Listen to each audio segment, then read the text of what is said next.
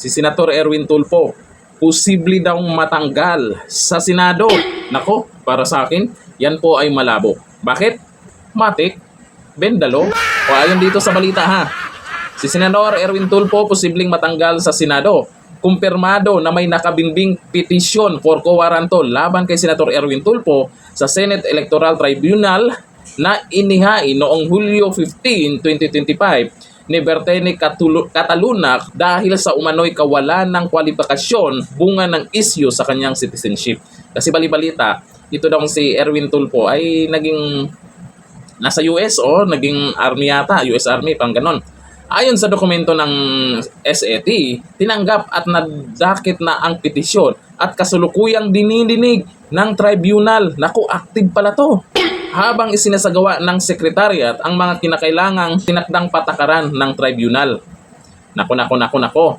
Ang kowaranto ay isang legal na hakbang upang questionin ang karapatan o otoridad ng isang opisyal ng gobyerno na humawak ng posisyon. Sa kasong ito, layo ng petisyon na alamin kung may bisa o hindi ang pagiging senador nito. Problema sa pagiging mamamayan ng Pilipinas kapag pinabura ng SAT ang petisyon at mapatunayang hindi kwalipikado si Tulfo dahil sa issue ng citizenship, maaari siyang matanggal sa pwesto. Matatandaan noong 2022, hindi rin nakalusot si Tulfo sa Commission on Appointments bilang kalihim ng Department of Social Welfare and Development or DSWD dahil sa mga isyong may kaugnay sa kanyang American citizenship at libel conviction. Kamakailan lamang, kumalat din ang mga dokumentong umano'y mula sa US Embassy na nagsasabing ginamit niya ang pangalang Eric Sylvester Tulfo. Oo nga po, nag-viral na po yan noon. Lumabas din po yan noong eleksyon upang makakuha ng US passport. Mukhang delikado nga itong si Senator Erwin Tulfo. Pero kung ako ang tatanungin, hanggat si Junior yung nakaupo ngayon, hanggat viral yung bendalo ngayon, malabo yan.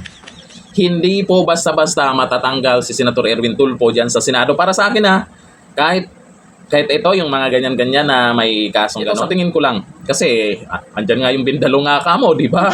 Kaya doon sa mga galit sa Tulfo, maraming galit sa Tulfo kasi mayayabang daw tong mga to eh.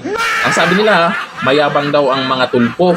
Yun ang sabi ng mga ayaw sa Tulfo. Yung mga Tulfonatics naman ay siyempre, walang ibang sasabihin niyan, ay nakakatulong naman yung mga Tulfo, lalo si Raffy Tulfo. Di nga nakakatulong. Kumita naman, di ba? Alam naman natin, yung pagbablog nila sa pagtulong, kumikita din naman sila. Di ba? Bilang vlogger, alam natin yung mga ganyang galawan. Pero at least nakatulong. Ang importante, nakatulong. Pero wag nating kalimutan na kumita din naman sila dyan. Okay, ayon dito kay Romeo Ketat Jr., bendalo na lang yan. Diba? Sabi ni Haron Matamwil, sometimes you must bend the law to place Tulfo in Senate. Sa mga komento nila, mukhang hindi sila naniniwala masyado. Hindi sila umasa na matanggal si Erwin Tulfo dyan sa pagkasenador. Sabi ni Tambis, bend the law Tulfo, yakang-yaka yan. Sabi ni Yogen Jason, kaya pala Mr. Senator Tulfo gusto mo baluktutin ang batas. Di ba? Kaya ngayon, itong si Senator Erwin Tulfo siguro ay hindi po ito basta-basta niya baliwalain. Itong tungkol po sa kaso niya, tungkol sa nagreklamo sa kanya, dahil nag-iingay na naman ang taong bayan tungkol sa bendalo na yan. Kaya ingat-ingat po kay Erwin Tulfo sa mga galawan niya, lalo dyan sa Senado, kasi nakabantay yung karamihan sa kanya kung ano yung mga galawan niya. Kasi itong mga usapin tungkol sa bendalo, nako, mahirap kasi yan eh.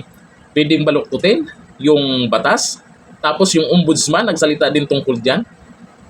Mahirap yan. Kasi pag sinasabi nating baluktutin yung batas, para lang yan sa mga mayayaman.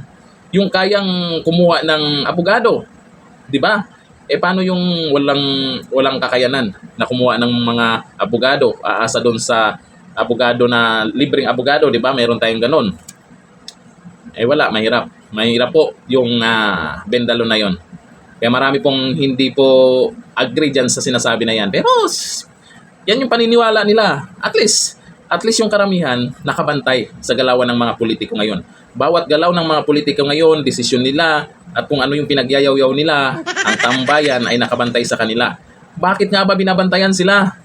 Dahil naman sa issue ng korupsyon ngayon, At alam po natin, pinapasahuran po natin sila. Galing sa tax din yan, galing din sa pera ng taong bayan yung pinapasahod natin sa kanila. Kaya kailangan talagang bantayan yung mga galawan para malaman natin kung sino talaga ang mga buhaya dyan. Kung sino talaga ang karapat-dapat na iboto sa susunod. Sana walang dayaan. Hanggang dito na lang. Thank you. Bye-bye.